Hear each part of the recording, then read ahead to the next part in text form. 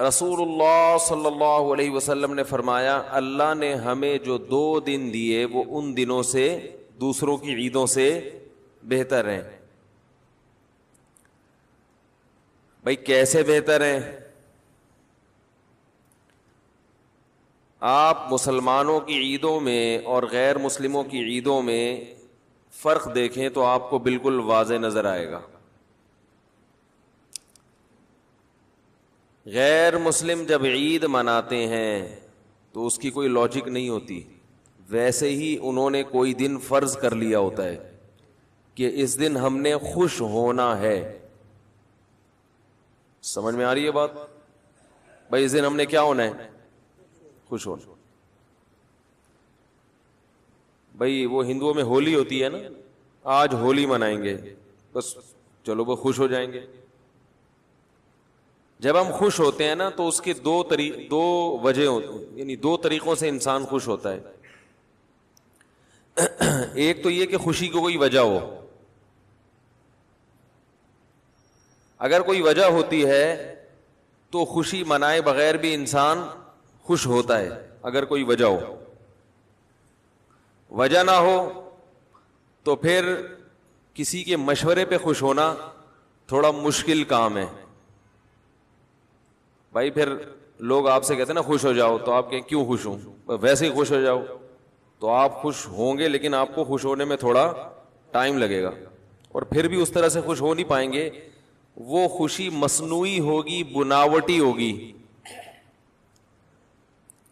جیسے ایک ہنسی فنکاروں کی ہوتی ہے اور ایک واقعی کسی کو ہنسی آئے، دونوں میں فرق ہوتا ہے نا. ارے کسی نے لطیفہ سنایا فی البدیہی، آپ ایک دم کھلکھلا کے ہنس پڑے، روکنے کے باوجود آپ ہنسی کو روک نہیں پا رہے. تو یہ ہنسی منائی نہیں جا رہی بلکہ باقاعدہ اندر سے ہنسا جا رہا ہے، اور اس کو روکنا مشکل ہے. اور ایک ہنسی وہ ہوتی ہے جو منائی جاتی ہے.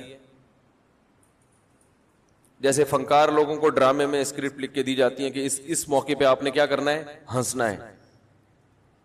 تو وہ تکلف کر کے ہنسے گا، جو جتنا بڑا ایکٹر ہوگا وہ اسی حساب سے ہنسے گا.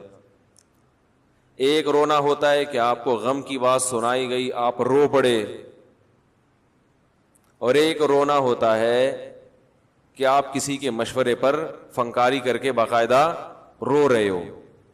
بہت سے لوگ مثال سب کو بتائیے کہ وہ باقاعدہ آرڈر پہ روتے ہیں. تو یاد رکھو جیسے ایک رونا اس کی کوئی ریزن ہوتی ہے، رو پڑتا ہے، اور ایک بناوٹی رونا ہے. دونوں میں زمین آسمان کا فرق ہے. ایک خوشی حقیقی خوشی، ایک بناوٹی، دونوں میں زمین آسمان کا فرق ہے. ایسے ہی ایک عید وہ ہوتی ہے جس کی کوئی ریزن ہو، اور ایک ہوتی ہے جس کو لوگوں نے بیٹھ کے خود بخود فرض کر لیا ہو. دونوں تہواروں میں زمین آسمان کا فرق ہوتا ہے. غیر مسلموں کی عیدیں گڑی ہوئی ہیں، بنائی ہوئی ہیں. مسلمانوں کی عیدوں میں کوئی ریزن ہے جس کی وجہ سے مسلمان اس دن خوشی مناتے ہیں. ہمیں نبی نے 2 عیدیں دی، ایک عید الفطر اور ایک عید الاضحیٰ. یہ اللہ نے دی ہیں. اصل میں نبی تو محض نمائندے ہیں، اللہ کے پیغام پہنچانے والے ہیں. عید الفطر میں کس بات کی خوشی ہے؟ ابھی جو مسلمان قربانی کر رہے ہیں، بتاؤ کروڑوں اربوں روپے اڑا رہے ہیں کہ نہیں اڑا رہے؟ کس پہ اڑا رہے ہیں؟ اپنی ذات پہ. اپنے لیے اگر گوشت کھانے کے لیے قربانی کرے انسان تو اتنا مہنگا جانور مارکیٹ سے لینے کی ضرورت نہیں ہے. صرف گوشت اپنے چٹخارے کے لیے کوئی کر رہا ہو نا قربانی، تو اتنا مہنگا جانور نہیں خریدے گا. وہ یہ سستا قصائی سے آپ کو کئی گنا زیادہ سستا مل جائے گا. یہ تو غریبوں کا پیٹ بھرا جاتا ہے، اس سے اللہ کو خوش کیا جاتا ہے. اتنا تو دنیا میں کوئی غیر مسلم اپنے تہوار پہ پیسہ خرچ نہیں کرتے. اور دیکھو ان کے ہاں جو پیسہ خرچ ہوتا ہے نا تہواروں پہ، وہ عیاشیوں پہ ہوتا ہے، شراب کباب پہ، لڑکیوں پہ، زنا پہ. اسلام میں جو 2 عیدیں اللہ نے دی ہیں ان میں عیاشیوں پہ پیسہ خرچ نہیں ہوتا. عید الفطر میں فطرانے نکلتے ہیں غریبوں کے لیے, خوش ہو کے بھی غریبوں کو کھلا رہے ہیں, ٹینشن میں بھی غریبوں کو کھلا رہے ہیں. بھائی کوئی پریشانی آ گئی تو کہتے ہیں نا صدقہ کرو صدقہ, بلائیں ٹلیں کے. غیر مسلموں کی جو عیدیں ہیں ان میں وہ خوش ہوتے ہیں, حالانکہ خوش ہونے کی کوئی معقول وجہ موجود نہیں ہوتی, ویسے ہی سیلیبریٹ کر رہے ہوتے ہیں. آج 25 دسمبر ہے تو خوش ہو, کیوں ہو بھائی, کوئی وجہ نہیں سمجھ میں آئی آج تک. وہ کہتے ہیں حضرت عیسیٰ پیدا ہوئے تھے تو ہو گئے تھے نا, اب تو چلے گئے نا دنیا سے, اب دوبارہ اگر پیدا ہونے کا چانس ہو یا ہو رہے ہوں تو چلو بات بھی ہے. وہ تو تھے, وہ دن تو گزر گیا, وہ 25 دسمبر کا. جبکہ مسلمان جو خوشی مناتا ہے سچی مچی کی ہوتی ہے, اور اس میں دونوں وجہ, روحانی بھی اور جسمانی بھی. عید الفطر کس بات کی خوشی ہے؟ 1 مہینہ رمضان کے روزے رکھنے کی اللہ نے توفیق عطا فرما دی. یہ معمولی عبادت نہیں ہے. عام دنوں میں 1 روزہ رکھ کے آدمی چکرا جاتا ہے. کئی دفعہ ارادہ ہوتا ہے نا صبح روزہ رکھیں گے, صبح سحری میں آنکھ کھلی, چھوڑو یار کوئی فرض تھوڑی ہے, اگلے پیر کو رکھ لیں گے, ہوتا ہے نا, اگلی جمعرات کو رکھ لیں گے. اور رکھ لیتا ہے تو ایسے لگتا ہے جیسے امام مہدی کا چھوٹا بھائی. لوگ بھی کہتے ہیں روزہ ہے, ماشاءاللہ یار روزہ ہے. رمضان میں کنٹینیو کتنے 29-30 رکھتا چلا جاتا ہے, چاہے شدید گرمی ہو سردی ہو, اس کی صحت پہ کوئی فرق نہیں پڑتا. کتنی ٹف محنت. اور پھر رات تراویح بھی پڑھنے کی توفیق بہت سوں کو مل بھی جاتی ہے الحمدللہ. سارا دن کے تھکے ہارے پھر تراویحاں چل رہی ہیں. پھر آخری عشرے میں کتنے لوگ مسجدوں میں آ کے بیٹھ جاتے ہیں, پھر لیلۃ القدر کی تلاش میں عبادت. کیسا ہی گناہگار سے گناہگار مسلمانوں, کچھ نہ کچھ تو چینجنگ رمضان میں آ ہی جاتی ہے. عام مہینوں کی نسبت رمضان نسبتاً اچھا گزر جاتا ہے. تو جب رمضان ختم ہوتا ہے, چاند نظر آتا ہے, ایک عجیب روحانی خوشی محسوس ہوتی ہے. لِتُكَبِّرُوا اللَّهَ عَلَى مَا هَدَاكُمْ, اللہ فرماتے تم اللہ کی کبریائی بیان کرو اس کی وجہ سے جو اس نے تمہیں نیک اعمال کی توفیق عطا فرمائی. خوشی ہوتی ہے اللہ تمیز سے رمضان گزر گیا, روزے رکھنے کی توفیق تو نے ہمیں دے دی, عبادت کی توفیق تو نے. یہ روحانی خوشی عید کے دن ہوتی ہے. اگر یہ دن خوشی کا شریعت نہ بھی بناتی تو بھی خوشی ہو رہی ہوتی. اور دوسری خوشی ہوتی ہے جسمانی. 1 مہینہ کھانے کے بعد جب چھٹی ملتی ہے تو مزہ آتا ہے کہ نہیں آتا؟ میں عید الفطر والے دن پٹھان ہوٹل کے 2 پراٹھے صبح ناشتے میں لازمی کھاتا ہوں. کھانے نہیں چاہیے یہ ہوٹل کے پراٹھے میں بہت میدے کے بنے ہوئے ہوتے ہیں اور گھی بھی ہوتا ہے, یہ صحت کو خراب ہی کرتے ہیں, لیکن مزہ اسی میں ہے صبح ناشتے میں. کیا خیال ہے؟ وہ لال آٹا جو ہے نا فائبر والا, صحت کے لیے بہت مفید ہے, لیکن پراٹھے میں مزہ. تو ہم کہتے ہیں آج عید کا دن ہے, طبیعت سے کیا کرو, پھوڑ دو.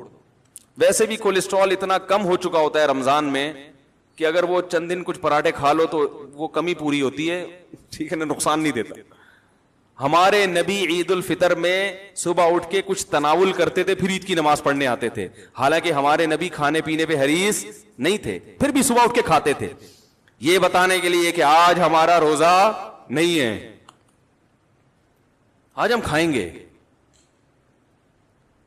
تو روحانی خوشی بھی ہے اور جسمانی بھی. 1 مہینہ کسی غیر مسلم کو بولو بھوکا رہ کے دکھاؤ, پھر تمہیں جب چھٹی ملے گی نا دیکھو کیسا مزہ آتا ہے.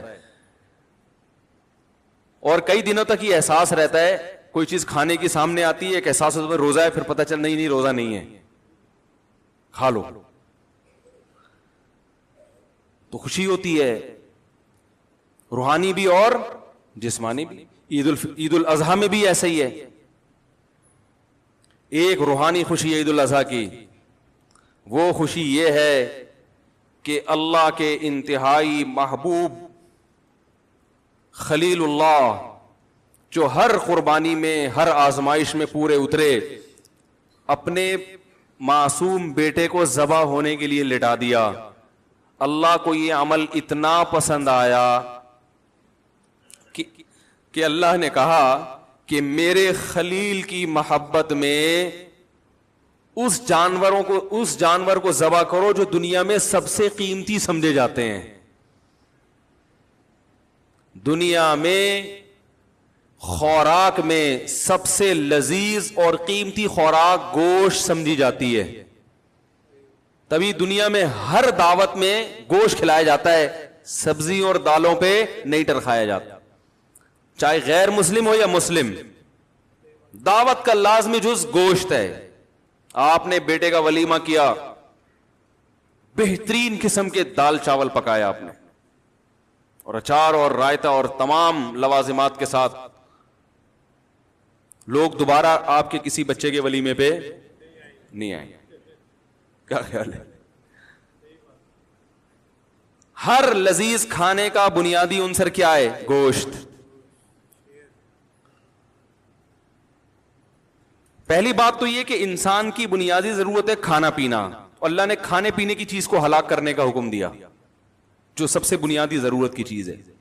نمبر 2, کھانے میں بھی گوشت, اور گوشت میں بھی یہ 4 جانور ہیں جن کا گوشت پوری دنیا میں سب سے زیادہ کھایا جاتا ہے, لہذا یہ سب سے قیمتی مال ہے کھانے کے لحاظ. اونٹ, گائے, دمبا اور بکری پوری دنیا میں سب سے زیادہ کھایا جاتا ہے. لذت میں بھی سب سے زیادہ, صحت کے لیے مفید بھی سب سے زیادہ.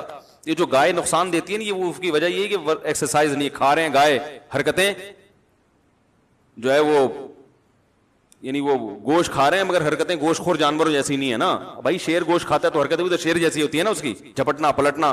آپ گوشت کھا رہے ہو اور زندگی لائف بکری جیسی بیٹھ کے ہر وقت جگالی کرتے رہتے ہو, تو پھر وہ تو بات نہیں بنے گی نا. گوشت ان کو کھانا چاہیے جن کی ایکٹیویٹیز بھی کیسی ہوں, ان جانوروں جیسی ہیں جو گوشت خور ہیں. تو اللہ تعالیٰ نے جو سب سے مہنگے جانور تھے, یعنی اوور آل خوراک کے لحاظ سے, ان کو کاٹنے کا حکم دیا کہ یہ نفیس جانور ہیں, پالے بھی سب سے زیادہ جاتے ہیں, فائدے مند بھی سب سے زیادہ ہیں, ان کو اللہ کی راہ میں کاٹنا شروع کرو. اب دنیا چیختی ہے مسلمان کیا کر رہے ہیں, کیا ہو گیا بھائی؟ ایک ہی دن میں اتنا مال مسلمان ہلاک کر دیتے ہیں. ہمیں روحانی خوشی ہوتی ہے کہ ابراہیم تو اپنے بیٹے کو کاٹنے پر آمادہ ہو گئے تھے. اللہ اگر یہ قربانی قبول کر کے ہمیں بھی ابراہیم علیہ السلام کی صفوں میں کھڑا کر لے تو یہ مہنگا سودا نہیں ہے. بھی ان کی نقل اتارنے والوں میں اگر شمار کر لے تو ہمارے لیے روحانی طور پر خوش ہونے کے لیے اتنا کافی ہے. لوگ کہتے ہیں نا, یہ لبرل لوگ اور مذہب مخالف لوگ بہت مذاق اڑاتے ہیں قربانی کا, کہ کیا ایک دن میں اتنا مال مسلمان ہلاک کر دیتے ہیں, یہ پورے سال اسٹور ہوتا تو بڑا فائدہ ہوتا, غریبوں کو یہ ملتا, فلانا ملتا, گوشت مہنگا ہو جاتا ہے, یہ ہو جاتا ہے, وہ ہو جاتا ہے. ہم کہتے ہیں بھائی یہ پیدا کس نے کیا؟ اللہ نے. یہ تو اللہ نے ہمیں کھانے کی اجازت دیتی, نہ دیتا اجازت تو ہم کاٹ کاٹ کے جلا دیتے, ان کو جلا دیتے ہیں. اور مینا میں جلائے جاتے ہیں بہت سے جانور. حاجی اتنا جانور کاٹتا ہے وہاں پہ, وہاں سب جانوروں پہ ٹھکانے لگانا ممکن نہیں ہوتا. ہمارے نبی نے 100 اونٹ نہر کیے, 100 اونٹ. 100 اونٹوں کو کاٹنے کا کوئی لاجک بنتی ہے؟ اللہ نے کہا میں نے پیدا کیا نا, نہیں ختم ہوں گے, مر نہیں, دل بڑا رکھ, کاٹ دے. یہودی کیلکولیٹر لے کے بیٹھا, اتنے کٹ گئے, اتنے رہ گئے, یہ کیسے ہوگا؟ اللہ کہتے ہیں میں ہوں نا, میں نے پیدا کیا نا. ابراہیم نے اپنے بیٹے کو کاٹا, کٹا کیا؟ اسی بیٹے کی نسل میں سب سے زیادہ برکت ہوئی ہے, اسی بیٹے کی نسل میں محمد صلی اللہ علیہ وسلم پیدا ہوئے, اور سب سے زیادہ برکت اللہ نے اسی بیٹے کی نسل میں رکھی. آج دنیا میں کوئی قوم اتنی بڑی نہیں ہے جتنے اہل بیت ہیں, سادات ہیں, سیدوں کی تعداد بہت زیادہ, کیونکہ ہمارے نبی کے بیٹی, پھر ان کو اللہ نے حسن اور حسین دیے. حضرت حسن اور حسین کی جو نسل بڑی ہے, بہت اللہ نے برکت دی ہے اس میں. تو اللہ نے بتا دیا کہ کس کے قبضے میں ہے بھائی, میرے کو کاٹو گے کم نہیں ہوگا, بڑھے گا. تو یہ روحانی خوشی ہے, یہ ہر بال کے بدلے میں نیکی, کہ حضرت ابراہیم کی سنت زندہ کروا لی. اس لیے کہتا ہوں قربانی کرتے وقت غل غپاڑے نہ کیا کرو, اللہ کا ذکر کیا کرو. ایک انٹرٹینمنٹ بنایا ہوا ہے, ٹھیک ہے, جانور لے کے گھوم رہے ہیں, سیلفیاں, وہ تو ٹھیک ہے, عید ہے, لیکن جب جانور ذبح کرنے کا وقت ہو تو یہ مستیاں اس وقت بالکل صحیح نہیں. عبادت کا وقت ہے, اللہ کا نام لو, ذکر کرو اللہ کا. تو کچھ مسائل میں انشاءاللہ بھی دعا کے بعد بیان کروں گا قربانی سے متعلق، جو بیٹھنا چاہیں بیٹھ سکتے ہیں۔ دوسری خوشی ہمیں ہوتی ہے جسمانی، تازہ گوشت وافر مقدار میں۔ ٹھیک ہے آپ ہوٹل سے خرید کے کھاتے ہیں پورے سال، اللہ نے آپ کو پیسہ دیا ہے، وہ لذت نہیں ہوتی اس میں جو لذت اللہ نے قربانی کے گوشت میں رکھی۔ پتہ نہیں کس کس قسم کے گوشت، پانی والا گوشت ہے۔ پھر قصائی ایک گڑبڑ یہ بھی کرتے ہیں کہ جانور کا خون پورا نہیں نکلنے دیتے، پہلے ہی گلے میں چھرا مار دیتے ہیں، اس سے بلڈ اندر رہتا ہے، اس سے گوشت میں ذائقہ خراب، بیماریاں بھی پیدا ہوتی ہیں۔ قربانی کا گوشت اپنے سامنے کٹا ہوا جانور ہے، اور بڑی بات یہ کہ اس کی نسبت اللہ کی طرف ہے۔ اللہ یہ تو جانور اللہ کی ملکیت میں چلا گیا، اب اللہ نے ضیافت کی ہے کہ میری طرف سے کھاؤ، تبھی ان دنوں میں روزہ رکھنا حرام ہے۔ کتنی بڑی دلیل ہے کہ اس گوشت کی نسبت اللہ اپنی طرف کرتا ہے۔ اللہ کہتا ہے روزہ رکھا تو میری دعوت کو ٹھکرا رہے ہو، حالانکہ روزہ بھی اللہ کے لیے رکھ رہے ہیں نا۔ اللہ کہتے ہیں میرے لیے بھی روزہ رکھنے کی اجازت نہیں ہے، یہ تو بڑا جرم ہے کہ جو تمہاری دعوت کر رہا ہے اسی کے لیے تم نے روزہ رکھ لیا۔ یہ ایسے ہی جیسے آپ کے ابا نے آپ کو دعوت پہ بلایا، آپ گئے روزہ رکھ کے، ابا نے کہا بیٹا کیوں روزہ رکھا، آج تجھے پتہ نہیں تھا میں نے دعوت کی ہے؟ تو ابا میں نے آپ کو خوش کرنے کے لیے روزہ رکھا ہے۔ ابا کہے گا واہ بھائی واہ، ہمیں یہ تو منہ چھڑانے والی بات ہو گئی۔ تو روزہ رکھنا حرام، اور قربانی کے 3 دن ہیں، 10 11 12، روزہ چوتھے دن بھی حرام، کیونکہ گوشت چوتھے دن بھی وافر مقدار میں موجود ہوتا ہے۔ 5ویں دن سے رکھو تمہاری مرضی، کھاؤ نہیں کھاؤ۔ تو کتنی بڑی اللہ کی نعمت، خوب وافر میں۔ ابھی سے بہت سے لوگوں نے گوشت کھانا چھوڑ، کل کسی کے یہاں ہم تھے تو چکن پکایا ہوا، ہم نے کہا آپ بھی چکن کھاتے ہیں؟ اس نے کہا ابھی میٹ آنے والا ہے نا۔ آنے والا ہے۔ اور بدبخت ہیں وہ لوگ جو قربانی کا گوشت نہیں کھاتے، تکبر کرتے ہیں کہ ہم تو پورا سال گوشت کھاتے ہیں، ہمیں کیا کھانا ہے۔ آپ کھاتے ہوگے اپنے خرچے پہ، یہ کس کے خرچے پہ ہے؟ یہ اللہ کے خرچے پہ کھا رہے ہو، ٹھیک ہے نا؟ تو کھا لیا کرو۔ بڑا گوشت نقصان دیتا ہے تو بکرے کی قربانی کر لو، دمبا کر لو، دمبے کی چربی کھاؤ، اور پھر بھی نقصان دے رہی ہے تو اگلے دن جاگنگ کرو۔ ایسا نہ ہو کہ مجھے کوئی جاگنگ کرتے ہوئے دیکھے تو سمجھے کہ مفتی صاحب نے آج بہت کھایا ہے۔ میں ویسے بھی جاگنگ کر لیا کرتا ہوں جب موڈ ہوتا ہے، حالانکہ کم کھایا ہوا ہوتا ہے پھر بھی کر لیتا ہوں۔ یہ میں پہلے بتا رہا ہوں کہ یہ لوگ میرے اتنا کلپ بنا کے جاگنگ کا لگا دیں گے، اور ایک میں نے اس دن نہاری بہت کھائی تھی تو جاگنگ کی تھی، تو اس کا مطلب آج بھی انہوں نے بہت کھایا ہوا ہے۔ ایسا نہیں ہے، وہ اتفاق سے ایک واقعہ ہو گیا تھا، کم کھا کے بھی الحمدللہ۔ جاگنگ تو ویسے بھی بہت ضروری ہے زمانے میں بھائی، تو کم کھائیں، جاگنگ کریں، پھر فٹ رہیں گے۔ زیادہ کھانے سے جاگنگ بھی کرو گے نا کبھی کبھار ہی فائدہ ہوگا، ورنہ پھر وہ مستقل اگر اسی کو عادت بنا لی کہ یہاں تک کھانا ہے، صبح جاگنگ کرنا ہے، یہاں تک کھانا ہے، تو وہ ایک دن میدا پڑ جائے گا، بولے گا یار بیوقوف بنا کسی اور کو بھائی، تو میدا بولے گا ہاتھ جوڑ کے یہ بس بہت ہو گئی۔ تو ہر چیز وہ وقتی طور پر ایک چیز ہوتی ہے۔ اس کی مثال ایسے جیسے آپ ہاضمے کا چورن رکھو، کبھی زیادہ کھا لیا تو ہاضمے کا چورن کھا لو۔ اب آپ ہمیشہ زیادہ کھا رہے ہو کہ چورن کھا لوں گا، یہ تو فائدہ، یہ تو نقصان کی چیز ہے نا۔ وہ تو کبھی زیادہ کھا لیا تو چورن کھا لو، پہلے سے چورن رکھا ہوا ہے کہ آج میں نے زیادہ کھانا ہے پھر چورن بھی کھانا ہے، یہ صحیح نہیں ہے۔ کبھی کبھار ہوتا ہے، ہمیشہ نہیں ایسا ہوتا۔ تو جسمانی خوشی بھی ہے، گوشت وافر مقدار میں کھانے کو ملے گا، تازہ اور وہ گوشت جس کی نسبت اللہ کی طرف ہے۔ ہندو نہیں کھاتے گوشت، نہ کھاؤ، ہمیں خوشی ہے آپ کے نہ کھانے سے، ہمیں خوشی۔ اور فرمایا ان اللہ ابدلکم بہما خیرا منہما یوم الاضحی و یوم الفطر۔ فرمایا کہ اللہ نے زمانہ جاہلیت کی جو 2 عیدیں تھی ان کے بدلے میں ہمیں دوسری 2 عیدیں دے دی ہیں جو ان سے بہتر ہیں۔ یہ جو ہمیں 2 عیدیں ملی ہیں غیر مسلموں کے تہواروں سے بہتر ہیں، یہ نبی صلی اللہ علیہ وسلم نے ہمیں خبر دی ہے۔ بھائی ہر قوم میں ایک دن ہوتا ہے نا سال میں منانے کے لیے، جس میں وہ جشن مناتے ہیں، کچھ خوشیاں مناتے ہیں، کچھ ہلڑ بازی کرتے ہیں۔ تو رسول اللہ صلی اللہ علیہ وسلم نے فرمایا اللہ نے ہمیں جو 2 دن دیے وہ ان دنوں سے، دوسروں کی عیدوں سے بہتر ہیں۔ بھائی کیسے بہتر ہیں؟ آپ مسلمانوں کی عیدوں میں اور غیر مسلموں کی عیدوں میں فرق دیکھیں تو آپ کو بالکل واضح نظر آئے گا۔ غیر مسلم جب عید مناتے ہیں تو اس کی کوئی لاجک نہیں ہوتی، ویسے ہی انہوں نے کوئی دن فرض کر لیا ہوتا ہے کہ اس دن ہم نے خوش ہونا ہے۔ سمجھ میں آ رہی ہے بات؟ بھائی اس دن ہم نے کیا ہونا ہے؟ خوش ہونا۔ بھائی وہ ہندوؤں میں ہولی ہوتی ہے نا، آج ہولی منائیں گے، بس چلو وہ خوش ہو جائیں گے۔ جب ہم خوش ہوتے ہیں نا تو اس کے دو وجہ ہوتے ہیں، یعنی دو طریقوں سے انسان خوش ہوتا ہے۔ ایک تو یہ کہ خوشی کی کوئی وجہ ہو، اگر کوئی وجہ ہوتی ہے تو خوشی منائے بغیر بھی انسان خوش ہوتا ہے، اگر کوئی وجہ ہو۔ وجہ نہ ہو تو پھر کسی کے مشورے پہ خوش ہونا تھوڑا مشکل کام ہے۔ بھائی پھر لوگ آپ سے کہتے ہیں نا خوش ہو جاؤ، تو آپ کہیں کیوں خوش ہوں؟ ویسے ہی خوش ہو جاؤ، تو آپ خوش ہوں گے لیکن آپ کو خوش ہونے میں تھوڑا ٹائم لگے گا، اور پھر بھی اس طرح سے خوش ہو نہیں پائیں گے۔ وہ خوشی مصنوعی ہوگی، بناوٹی ہوگی۔ جیسے ایک ہنسی فنکاروں کی ہوتی ہے اور ایک واقعی کسی کو ہنسی آئے، دونوں میں فرق ہوتا ہے نا۔ ارے کسی نے لطیفہ سنایا، فی البدیہی آپ پہ ایک دم کھلکھلا کے ہنس پڑے، روکنے کے باوجود آپ ہنسی کو روک نہیں پا رہے، تو یہ ہنسی منائی نہیں جا رہی بلکہ باقاعدہ اندر سے ہنسا جا رہا ہے، اور اس کو روکنا مشکل ہے۔ اور ایک ہنسی وہ ہوتی ہے جو منائی جاتی ہے، جیسے فنکار لوگوں کو ڈرامے میں اسکرپٹ لکھ کے دی جاتی ہے کہ اس موقع پہ آپ نے کیا کرنا ہے؟ ہنسنا ہے، تو وہ تکلف کر کے ہنسے گا، جو جتنا بڑا ایکٹر ہوگا وہ اسی حساب سے ہنسے گا۔ ایک رونا ہوتا ہے کہ آپ کو غم کی بات سنائی گئی، آپ رو پڑے، اور ایک رونا ہوتا ہے کہ آپ کسی کے مشورے پر فنکاری کر کے باقاعدہ رو رہے ہو۔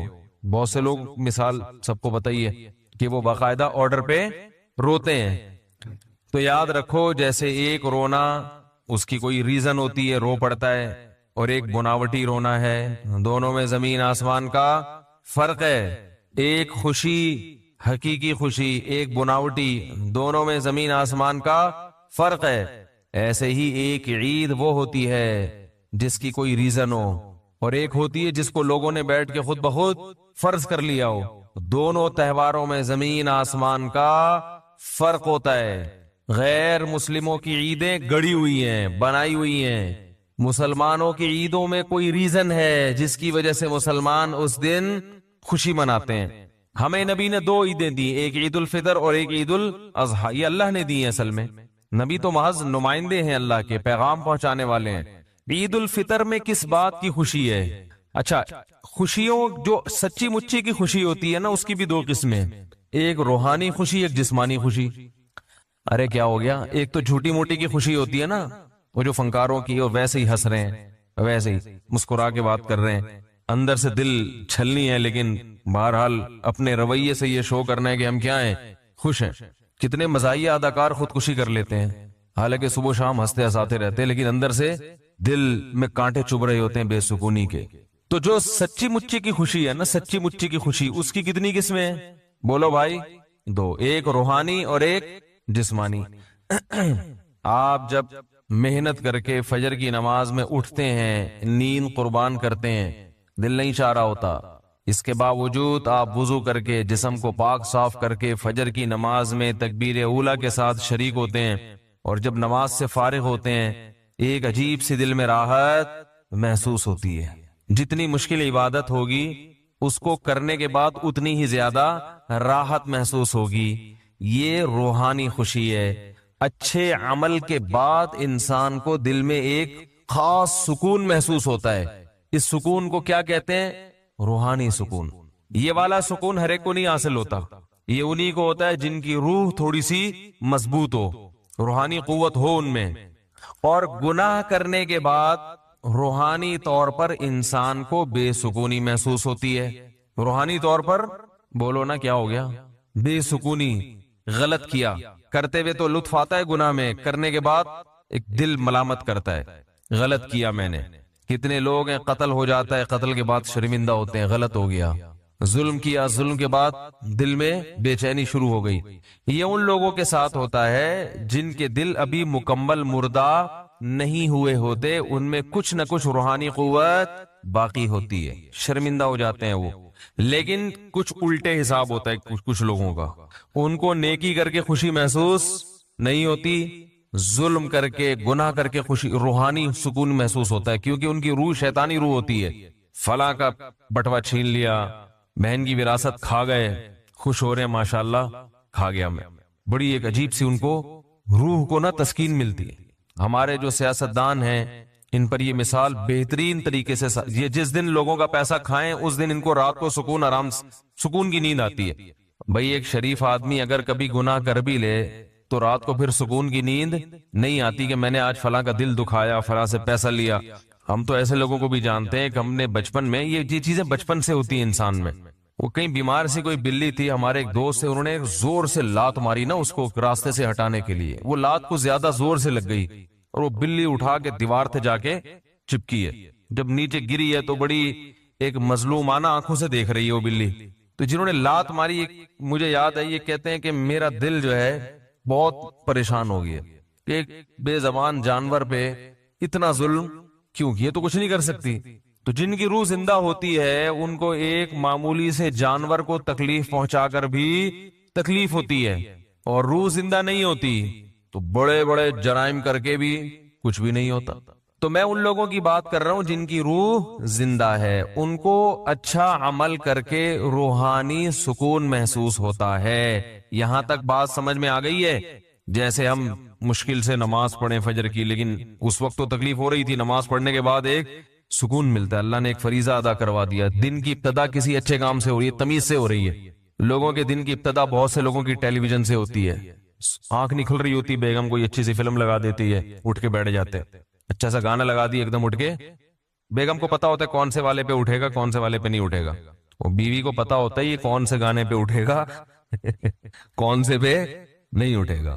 تو یہ سکون کے یعنی یہ جو سچی مچی کی خوشی ہے اس کی دو قسمیں بیان کر رہا تھا. ایک روحانی جو اچھا عمل کر کے ہوتی اور ایک جسمانی خوشی بھی، کیونکہ اللہ نے ہمیں روح کے ساتھ باڈی بھی تو دی ہے نا. جسمانی خوشی ہوتی ہے کوئی بھی آپ کو ایسی نعمت مل جائے جس سے آپ کی باڈی خوش ہو جائے. بھوک میں آپ کے سامنے مرغن غذا آ جائے، بڑا مزے کا لش پش قسم کا کھانا آ جائے، شدید بھوک لگ رہی ہے، اور کراچی کی بنی ہوئی نہاری.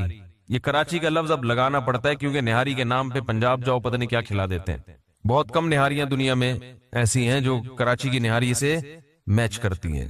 تو نہاری ہو اس میں نلی ڈلی ہوئی ہو، اس میں مغز ڈلا ہوا ہو اور نیمبو نچوڑا ہوا ہو، اور شدید بھوک لگ رہی ہو، اور وہ تنور کے نان جو گرم گرم، اور ہوٹل میں بیٹھے ہوئے ہو، وہ نہاری گھر لا کے کھاؤ مزہ. تجربہ کیا ہوگا آپ لوگوں نے، ہم نے تو کیا. وہی گھر لے آ کے کھاؤ مزہ ہی نہیں آ رہا ہوتا، وہیں بیٹھ کے کھائے آپ. تو اب دیکھو سن کے مزہ آ رہا ہے، کیا یہ روحانی خوشی ہے؟ یہ جو آپ لوگ کو خوشی محسوس ہو رہی روحانی ہے؟ یہ روحانی نہیں ہے اس کے لیے روح کا طاقتور ہونا ضروری. روحانی خوشی اسے کہتے ہیں جس میں روح میں قوت ہو تو خوشی ہوگی، روح خراب ہو چکی ہو تو خوشی نہیں ہوگی. لیکن جسمانی خوشی تو باڈی تو اللہ نے ہر ایک کو دی ہے، چور کو بھی دی ہے، ڈاکو کو بھی دی ہے، ہمیں بھی دی ہے، آپ کو بھی دی ہے. تو جو جسم کی خوشی ہے، جسم کی لذتوں والی، وہ ہر ایک کو حاصل ہوتی ہے. تو شدید بھوک لگ رہی تھی اور بہترین قسم کی نہاری، اور نلی بھی ڈلی ہوئی ہے، تازہ نلی ہے، پرانی باسی نہیں، اور مغز بھی ابھی ابھی بھینس کٹی تھی. یہ بھینسوں کا مغز کھلا رہے ہیں، ذہن میں رکھنا. بھینس کٹی ابھی ابھی اور بہترین مغز، اور اس میں نیبو نچوڑ کے، اور مکھن کا تڑکا بھی لگاتے ہیں. اور پھر کہتے ہیں جسم میں کولیسٹرول بڑھ رہا ہے توند نکل رہی ہے. کھائیں لیکن ایکسرسائز بھی کریں. میں نے ایک دفعہ یہ نہاری کھائی اور دعوت تھی، بیان ہوتا تھا میرا لنڈی کوتل چرنگی پہ، تو بیان کے فوراً بعد ساتھی لے گئے چلو. اب وہ جو انہوں نے نہاری بنوائی، اس نہاری میں مغز بھی اور نلی بھی اور مکھن کا تڑکا. تو میں نے کہا یہ تو 1000 cc کی نہاری بن گئی ہے، بہت پاورفل. وہ اچھا خاصا ظاہر ہے وہ ٹھیک ٹھاک، یعنی جتنی کولیسٹرول والی چیزیں ساری اس میں ڈال دیں، وہ پاورفل نہاری. پھر اس کے بعد کولڈ ڈرنک بھی.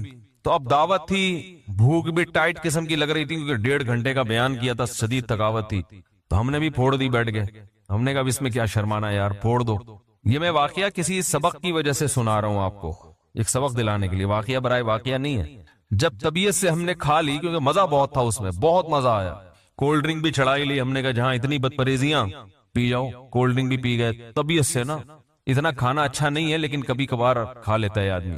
اب جب صبح نماز کے لیے اٹھے تو یہاں رکھا ہوا کھانا، یہاں سے نیچے جانے کے لیے وہ ایگری نہیں، شدید بدہضمی اور بہت حالات خراب. میں اتنا کھاتا نہیں ہوں، کبھی کبھار ہو جاتا ہے، ایسے نہیں کھاتا میں الحمدللہ. تو وہ ان کے اخلاص کی برکت تھی کہ انہوں نے سو مزہ اتنا آیا کہ بہت زیادہ کھا لی. اب جب صبح اٹھے تو وہ نہاری کہاں رکھی ہوئی ہے؟ ادھر. اتنی سخت بد ہضمی. تو ہم نے اس کا علاج کیا کوئی چورن چٹنی نہیں کھائی. فجر کی نماز کے بعد یہاں ابو الاصفہانی روڈ ہے، بہت لمبا روڈ ہے، آپ نے دیکھا ہوگا، مسکن سے ہوتا ہوا گزرتا ہے آگے. تو صبح جوگر پہنے اور جو نہاری میں میرے ساتھ شریک تھے، ایک دو اور بھی تھے، وہ بھی قریبی تھے، ان کو بھی کال کی آ جاؤ، وہ تو نہیں آئے.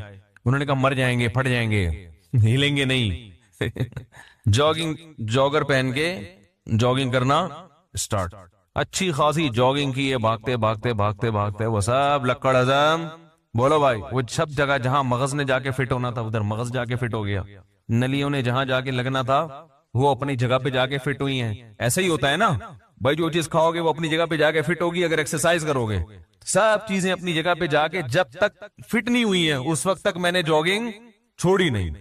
تمام چیزیں اپنے اپنے ڈپارٹمنٹ میں جائیں گی. یہ صحیح ہے نا؟ جو چیز جہاں کی ہے وہ وہیں جا کے جب تک لگ نہیں جاتی، اپنے کھانچوں میں فٹ نہیں ہو جاتی ہے. تو جاگنگ کی طبیعت سے سب سیٹ ہو گیا. تو یہ آپ کو اس لیے بتا رہا ہوں کہ کبھی زیادہ کھا لو تو پھر زیادہ چل لو، اس کو ٹھکانے لگاؤ. بیماریاں جو آج کل آ رہی ہیں کھانے سے اتنی نہیں آ رہی، پڑے رہنے سے زیادہ آ رہی ہیں. یا تو پھر کھاؤ کم یا پھر کھاؤ کم. بات سے بات نکلتی ہے. اکثر ایک چیز پوچھی جاتی ہے کھانے کے بعد پانی پینا. یہ جو آج کل نہار منہ پانی پینے کی حدیثیں گڑی جا رہی ہیں نا کہ نہار منہ پانی پینا اتنا فائدہ، ایسی کوئی حدیث نہیں ہے. ہمارے علم میں نہیں ہے کہ نبی صلی اللہ علیہ وسلم نہار منہ پانی پیا کرتے تھے. نارمل زندگی گزارنی چاہیے اچھے بچوں کی طرح. صبح صبح اٹھ کے گھڑے پہ جا کے یہ فریج پہ بوتلیں نکال کے پینا جبکہ پیاس بھی نہیں لگ رہی. تو ڈاکٹروں کی تحقیق ہوگی، مگر یہ تحقیق بعد میں بدل بھی سکتی ہے. بہت ساری تحقیقات بدل گئی ہیں. تو نیچر سے کبھی نہ ہٹو، سمجھ رہے ہو؟ صبح اٹھو اچھے بچوں کی طرح، اپنا نماز نہ دھو کے نماز پڑھو. جب بھوک لگنا شروع ہو جائے تو کھانا کھا لو، پیاس لگنا شروع ہو جائے تو بولو بھائی پانی پی لو. بس اس طرح ہنسی خوشی زندگی گزارو اور تھوڑا ایکٹیویٹی رکھو، کوئی بھاگم دوڑم، کچھ چلت پھرت رکھو، فٹ فاٹ رہو گے انشاءاللہ. بھیلا وجہ اٹھ کے پانی چڑھا رہا ہے. کئی لوگ مبتلا ہو چکے ہیں اس میں. فائدے ہیں اس کے، میں نہیں کہتا کہ فائدہ نہیں ہے، سائیڈ ایفیکٹ بھی ہیں. جو بھی کام آپ ایک نیچرل لائف سے ہٹ کے کرو گے نا، اس کے جہاں فائدے ہوں گے وہاں کچھ ایسے نقصان ہو رہے ہوں گے جو آپ کو بعد میں پتہ چلیں گے. اور بعض نقصان تو ایسے ہوتے ہیں جو پتہ ہی نہیں چلتے کہ یہ اس کی وجہ سے ہوئے ہیں. اس لیے نارمل اچھے بچوں کی طرح زندگی گزارنی چاہیے. کوئی بیماری ہو، اس بیماری میں ڈاکٹر بطور دوا کے تجویز کرے تو ٹھیک ہے. کوئی بیماری ہو گئی نا آپ کو، اس میں بطور دوا کے، بطور علاج کے، وہ ایک الگ چیز ہے، وہ ٹھیک ہے. لیکن نارمل آدمی کو، جوان آدمی کو ایسی ایکٹیویٹیز نہیں کرنی چاہیے اچھے بچوں کی طرح، سیدھا تمیز سے، جیسے اس کے باپ دادا زندگی گزارتے آئے تھے. جانوروں کو دیکھا کبھی صبح اٹھتے ہی پانی پی رہے ہو جا کے؟ ہے صبح اٹھتے ہی سارے جانور، ان کو کیا چاہیے؟ بھوک لگنا شروع ہوتی ہے، کھانا کھاتے ہیں. تو نبی اسی طرح یہ بھی بہت ہے کہ کھانے کے بعد پانی نہ پیو، کھانے کے بعد پانی نہ پیو. سنا ہوگا آپ نے، سب سنتے کھانے کے بعد پانی زہر ہے، یہ ہے، فلانا ڈمکانا ہے. اس بارے میں کچھ لوگ حدیثیں بھی بیان کرتے ہیں. نبی صلی اللہ علیہ وسلم کی سیرت جب ہم دیکھتے ہیں تو آپ صلی اللہ علیہ وسلم نے کھانے کے بعد پانی پیا بھی ہے، عمل سے بھی ثابت ہوتا ہے کہ پانی پیا ہے. اور نبی صلی اللہ علیہ وسلم نے جو قولی حدیث ہے اس سے بھی پتہ چلتا ہے کہ کھانا اور پانی ساتھ ساتھ ہیں. ابھی آدھا کلپ نہ بنانے، پورا ہونے دیں، تو ایسا نہ ہو آدھا کاٹ کے پیش کر دے. دیکھو حدیث میں آتا ہے رسول اللہ صلی اللہ علیہ وسلم گھر سے نکلے، شدید بھوک تھی آپ کو، شدید بھوک، پریشان ہو کے گھر سے نکلے. حضرت ابو بکر ملے، کیا مسئلہ ہے؟ ان کے ساتھ بھی یہی مسئلہ تھا، بھوک کی شدت نے پریشان کر دیا.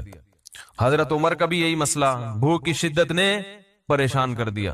یہ تینوں اصحاب جا رہے ہیں. ایک صحابی نے کہا دعوت کی ان کی، اپنے باغ میں لے کر گئے، تر کھجوریں سامنے لا کے رکھیں. آپ صلی اللہ علیہ وسلم نے ان کھجوروں کو تناول فرمایا اور فرمایا ان نعمتوں کے بارے میں ہم سے قیامت کے دن سوال ہوگا. اور وہ کھجوریں آپ نے کھانے کے بعد کنویں کا میٹھا پانی پیا اور سیر ہو گئے. پانی پینے کا مزہ ہی کھانے کے بعد ہے. نہیں آ رہی سمجھ؟ جب شدید بھوک میں آپ کھجوریں کھاؤ گے اور اس کے بعد پانی پیو گے، کیا مزہ نہیں آئے گا؟ کھجوریں کھا لی، اب پیاس لگ رہی ہے آپ کا، نہ کھانے کے 3 گھنٹے کے بعد پانی، 2 گھنٹے کے بعد پانی. وہ بہت مصیبت ہے بھائی، یہ نیچر ہے، کھاتے ہی پانی پینے کا دل چاہتا ہے. اور ایک اور حدیث سنا دیتا ہوں. آپ صلی اللہ علیہ وسلم نے فرمایا معدے کے 3 حصے کرو، ایک حصہ کھانا، ایک حصہ پانی، ایک حصہ ہوا. تو تو یہ جو ایک حصہ پانی اور ایک حصہ کھانا، اس کا صاف مطلب ہے کہ کھانے کے ساتھ ہی پانی ہے، تبھی تو اس کے لیے جگہ چھوڑنی ہے. کیا ہو گیا؟ اگر کھانے کے 2 گھنٹے بعد پانی ہوتا تو 1/3 کھانا تو وہ ہضم ہو چکا ہوتا ہے، پھر تو پورا معدہ پانی کے لیے تیار ہے. تو دونوں حدیثوں کو ملائیں تو رزلٹ کیا سامنے آئے گا کہ کھانا پانی قرآن میں کیا ہے؟ کلو وشربو، کھاؤ اور پیو، کھاؤ اور پیو. تو کھانا پینا کٹھا ہے. لیکن دونوں حدیثوں کو ہم ساتھ ملاتے ہیں. آدھی حدیث لوگ ہیں نا، آدھی نہیں لوگ، پھر مسئلہ خراب ہو. دونوں کو ساتھ ملاتے ہیں. ایک حدیث میں آ رہا ہے کھانے کے بعد آپ نے پانی پیا اور کھجور کے بعد، جس میں عام طور پہ منع کیا جاتا ہے. اور دوسری حدیث میں آ رہا ہے کہ 1/3 کھانا، 1/3 سانس لینے کے لیے جگہ. اتنا بھر کے کھاتے ہیں کہ سانس ہی نہیں آ رہا ہوتا، وہ پھیپڑوں کی جگہ نہیں مل رہی ہوتی پھولنے کے لیے. اور 1/3 پانی. تو پتہ یہ چلا کہ یہ پیشکش اس کے لیے ہے جو 1/3 کھانا کھاتا ہے. سمجھ میں آ رہی ہے بات؟ اتنا کھانا کھاؤ کہ پانی کے لیے جگہ ہو. آج کل جو منع کیا جاتا ہے کھانے کے بعد پانی سے، ان لوگوں کو شاید ڈاکٹروں کی مراد وہ لوگ ہوں یا سب لوگ ہی ایسا کر رہے ہیں، وہ یہاں تک کھاتے ہیں. اس کے بعد جب آپ پانی پیئیں گے تو وہ کھانا پھول جاتا ہے یا اور مسائل پیدا کرتا ہے، وہ جگہ بچتی نہیں ہے. اس سے نتیجہ کیا نکلتا ہے؟ بد ہضمی. تو وہ تھوڑا کھانا اگر کھایا جائے تو اس کے بعد پانی پینے میں کوئی حرج نہیں ہے، بلکہ فائدہ مند ہے، کیونکہ نبی نے جو کام کیا وہ نقصان دہ نہیں ہو سکتا. دوسری بات یہ کہ پانی کس قسم کا پینا ہے. ہمارے نبی نے جو پانی پیا وہ کنویں کا، وہ ایک نارمل ٹیمپریچر ہوتا ہے اس کا. اور ہمارے ہاں جو کھانے کے بعد پانی پیا جاتا ہے وہ فریج کا نکلا ہوا ٹھنڈا ٹھاٹ. سمجھ میں آ رہی ہے بات؟ اس سے میدے کا کیا ہو جاتا ہے؟ بیڑا غرق. یہ جو ہمارا میدا ہے نا، یہ کلاک وائز گھومتا ہے ایسے، یعنی میرے لحاظ سے دیکھیں نا، یوں کر کے گھومتا ہے. آپ کے لحاظ سے یوں کر کے گھومتا ہے، یہ ایسے گھوم رہا ہوتا ہے. تو جب آپ ٹھنڈی ٹھاٹ چیز پانی اس میں ڈالتے ہو تو اس کی جو گھومنے کی حرکت ہے وہ سست ہو جاتی ہے، اور وہ جو کھانا ہے وہ مختلف قسم کے کھانچوں میں پھنس جاتا ہے. ٹھیک ہے نا؟ جیسے ایک چیز گھوم رہی ہو نا بھائی، واشنگ مشین ہے، وہ گھوم رہی ہو تو کپڑے گھوم رہے ہوتے ہیں. اگر وہ اس کی سپیڈ سلو ہو جائے، یا اور کوئی چکی ہے جو اپنے گھوم رہی ہے، پیس رہی ہے، تو ظاہر ہے فرق پڑتا ہے نا، اس کی رفتار سلو ہو جائے. تو میدے کی رفتار ٹھنڈے ہونے کی وجہ سے کیا ہو جاتی ہے؟ اس سے قبض ہوتا ہے اور درجنوں بیماریاں پیدا ہوتی ہیں. تو پانی کھانے کے بعد پی سکتے ہیں آپ، بشرطے کہ کھانا آپ نے تمیز سے کھایا ہو اور پانی کا ٹیمپریچر بہت زیادہ کم نہ ہو، ٹھنڈا پانی نہ ہو. سمجھ رہے کہ نہیں سمجھ رہے؟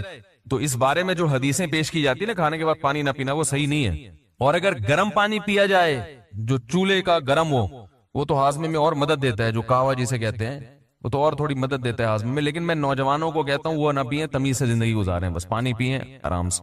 خیر، کہاں سے کہاں بات چلی گئی ابھی. ویسے بھی تو میں یہ کر رہا تھا کہ دیکھو کھانا، وہ ہم نے وہ نہاری کھا لی نا، وہ پھر ہم نے جاگنگ کی، اللہ کا شکر ہے سیٹنگ پہ ابھی تک دیکھو سیٹنگ پہ لگ رہا ہوں نا، تو اسی وجہ سے اللہ نے بچایا ہوا ہے. تو جسمانی خوشی کیا ہوتی ہے؟ شدید بھوک میں کوئی چیز سامنے آ جائے، کوئی نعمت مل جائے، پیسہ آ گیا اچانک، تو یہ کیا ہے؟ جسمانی خوشی. تو مسلمانوں کے جو تہوار ہیں نا، تہوار، اس میں نمبر 1 خوشی سچی مچی کی ہوتی ہے، جھوٹی موٹی کی، یعنی فرضی خوشی نہیں ہوتی کہ آؤ خوش ہو. جیسے یہ جو برتھ ڈے کی خوشی ہے نا، برتھ ڈے کی، یہ سچی مچی کی نہیں ہے، یہ جھوٹی موٹی کی خوشی ہوتی ہے برتھ ڈے کی. آج ہمارا بچہ 35 سال کا ہو گیا، تو اس میں کیا خوشی کی کون سی بات ہے؟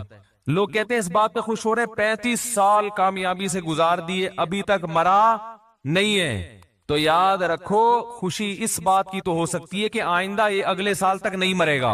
ماضی کا سوچ کے کسی کو خوشی نہیں ہوتی، اس ماضی کا سوچ کے خوشی ہوتی ہے جو مستقبل پر اثر انداز ہو. جو ماضی مستقبل پر اثر انداز نہیں ہوتا اس پہ سوچ کے بے وقوف اور احمق لوگ خوش ہوتے ہیں.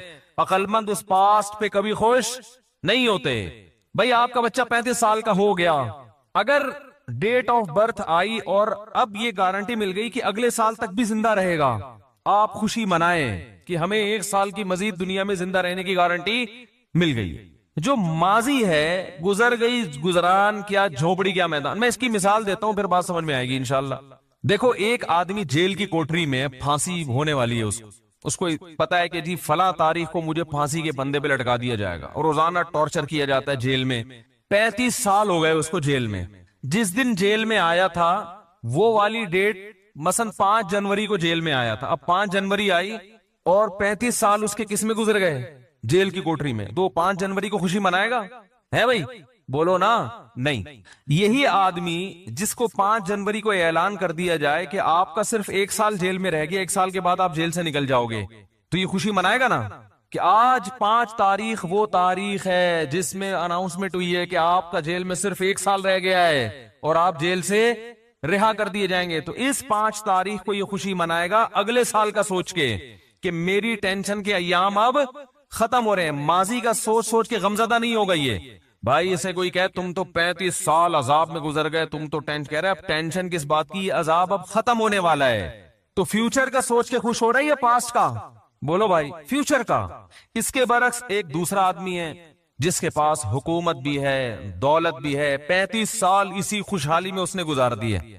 5 جنوری کو اس کو اطلاع دی جاتی ہے کہ آپ سے یہ حکومت بھی چھننے والی، عنقریب آپ جیل کی کوٹری میں بند ہونے والے اور پھر لٹکنے والے ہیں. یہ خوش ہوگا ہے بھائی؟ ارے 35 سال، آج 5 جنوری، 35 سال تو اچھے گزر گئے نا، اس پہ خوشی مناؤ. ارے بھائی واہ واہ بھائی، سبحان اللہ، بڑا کوئی بات نہیں. اگر لٹکنے والوں تو کیا ہوا؟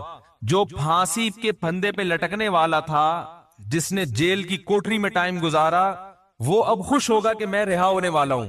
اور یہ جس کے 35 سال اچھے گزر گئے، یہ پریشان ہوگا کہ میں اب لٹکنے والا ہوں. فیوچر کا سوچ کے خوش بھی ہوتا ہے اور فیوچر کا سوچ کے انسان پریشان بھی ہوتا ہے.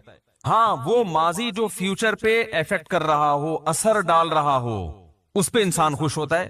مثال کے طور پر آپ پیپر دے کے آئے، آپ کو پتہ نہیں ہے کہ میرا پیپر اچھا ہوا کہ نہیں ہوا. ایگزامینر سے کوئی آپ کے رابطہ ہو گیا، اس نے کہا کہ آپ کا پیپر اچھا ہوا ہے، ماضی میں پاس میں کیا ہوا ہے، اچھا ہوا ہے. تو آپ اس پاس پہ اس لیے خوش ہوگے کہ فیوچر پہ اس کا اثر، بولتے کیوں نہیں یار، اثر پڑنے والا ہے، مستقبل میں رزلٹ اچھا آئے گا، جاب اچھی ملے گی. تو یہاں بھی اصل میں ماضی کی وجہ سے خوش نہیں ہو رہا، بلکہ یوں کر رہے ہیں، منہ سے الفاظ نہیں نکل رہے ہیں، پھنسے ہوئے ہوتے ہیں یہاں کے نا، ایک دم واپس چلے جاتے ہیں. یہ بھی اتنا اگلوا لا کے نا یہاں تک آتے ہیں. وہ جو میں اتنا زیادہ کہہ رہا ہوں کہ بولو تو جا کے یہاں تک آتا ہے. پھر بھی گھر میں تو چیختے رہتے ہیں یار. عورتوں کی شکایتیں آتی ہے، تمیز سے میاں بات ہی نہیں کرتا. اکثر خواتین کی یہ شکایت، جب بولتا ہے تو چیخ کے بات کرتا ہے، آرام سے بات کا رواج ختم ہو گیا. تو یہ جو ماضی ہے جس پر طالب علم خوش ہوا، یہ اس کی وجہ سے خوش ہوا کہ اس کا اثر مستقبل پر پڑ رہا ہے. برتھ ڈے ایسی چیز ہے کہ اس کا فیوچر سے کوئی تعلق نہیں ہے، بلکہ فیوچر کا سوچیں گے نا تو یہ فیوچر کو ڈینجرس بنا رہا ہے ہر آنے والا سال. مثال کے طور پر جتنی عمر آپ لے کے آئے تھے، کوئی 50 سال، کوئی 60 سال، آپ 25 سال کے ہو گئے اور آپ کو سیلیبریٹ کیا جا رہا ہے کہ آپ کی ماشاءاللہ آج برتھ ڈے ہے، ہیپی برتھ ڈے، اور آپ نے بھی پھول 2-4 پارسل کر دیے. یہ کس بات کے پارسل کیے آپ نے؟ 25 سال کا مطلب یہ کہ اگر 50 سال زندگی تھی تو اب 25 رہ گئی ہے. یعنی جو جیل کی کوٹری میں ہے نا، اس کو روزانہ چائے پیش کی جاتی ہے، کھانا وانا کھلایا جاتا ہے، لیکن اس کو پتا آنا پھانسی کے پھندے پر ہے. تو اب ہر آنے والا دن اس کے غم میں اضافے کا ذریعہ بن رہا ہے. وہ یہ نہیں دیکھے گا کہ مجھے جیل میں ماشاءاللہ 40 سال ہو گئے، بھائی لٹکنے میں 5 سال رہ گئے ہیں. چاہے اسے جیل میں کتنی خوشیاں مل رہی ہوں، بلکہ جیل کی مثال نہیں، آپ کسی کے بنگلے کی مثال دیں. بنگلے میں ہے، وہ بڑے آرام سے رہ رہا ہے، لیکن اس کو بتا دیا کہ آپ 45 سال کے جب ہوگے تو آپ کو پھانسی کے پھندے پہ لٹکا دیا جائے گا. اب وہ بہترین گاڑیوں میں بھی گھوم رہا ہوگا. ہر آنے والا سال اس کی خوشی کے بجائے اس کے غم میں اضافہ کرے گا. یہی کم بختوں کے ساتھ ہو رہا ہے، دنیا پرستوں کے ساتھ. تو پھانسی پہ نہیں تو موت بھی تو پھانسی ہے. وہ پھانسی والے کو تو پتا ہوتا ہے کیسے مروں گا، آپ کو تو پتا بھی نہیں کیسے مروں گا.